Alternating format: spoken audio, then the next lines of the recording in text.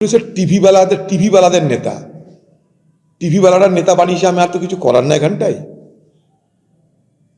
আমি শুধু একটা কথা বলতে চাই, এই হুমায়ুন কবিরকে মমতা ব্যানার্জি নির্বাচনের সময়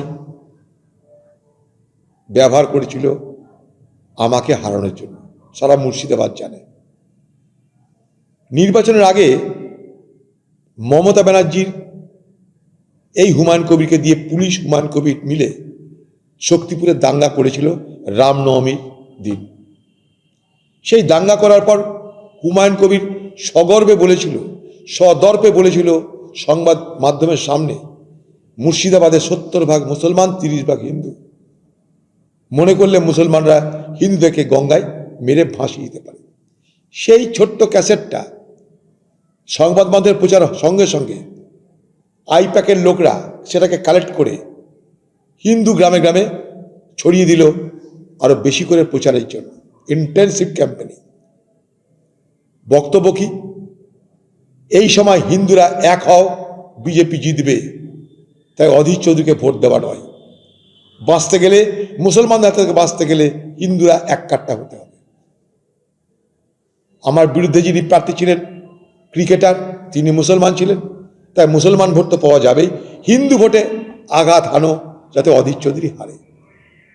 2019 সালে এই বহরমপুর লোকসভায় যেখানে বিজেপি 1,43,000 ভোট পেয়েছিল, সেখানে 4.25 লক্ষ ভোট পেয়ে গেল। আমি হারলাম, দিদির কার্য সিদ্ধি হয়ে গেল। অথচ সেদিন কিন্তু 70% মুসলমান, 30% হিন্দুকে মেরে ভাসিয়ে দেওয়ার কথা বললেও বাংলার মুখ্যমন্ত্রী নিন্দাও করেননি। এটা সরকারি দলের বক্তব্য না, তাও বলেননি। তৃণমূল সেই বক্তব্যকে অস্বীকারও করেননি। অথচ নির্বাচন কমিশন সেই হুমায়ুন কবিরের বিরুদ্ধে কিন্তু ব্যবস্থা নিতে বলেছিল। তো দিদির এইটা হচ্ছে চরিত্র, ইউজ অ্যান্ড থ্রো। কাজের সময় কাজী, কাজ ফুরালে পাজি। হুমায়ুনের দ্বারা আর কিছু আসবে না। হুমায়ুন এখন ডিসপেন্সেবল আইটেম। দিদি জানে হুমায়ুনকে দিয়ে আর আমার কাজে লাগবে না। এত বিলা করে দিয়েছে, এত বাবাল করে দিয়েছে, একে এখন বোঝা হয়ে গেছে। যে হুমায়ুন একদিন দিদির সম্পদ ছিল, আজকে সেই হুমায়ুন দিদির বোঝা হয়ে গেছে। আর বোঝা হলে দিদি তাকে সঙ্গে সঙ্গে ঘাট থেকে নামিয়ে ফেলে। এই তৃণমূলের একটা নেতার এই হাল হয়েছে, হুমায়ুনের সেই হালই হলো।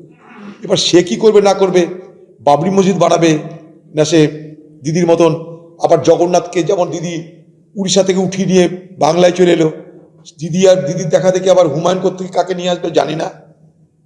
কিন্তু মুর্শিদাবাদের মানুষ কোনোদিন সম্প্রীতির বিরুদ্ধে নয়।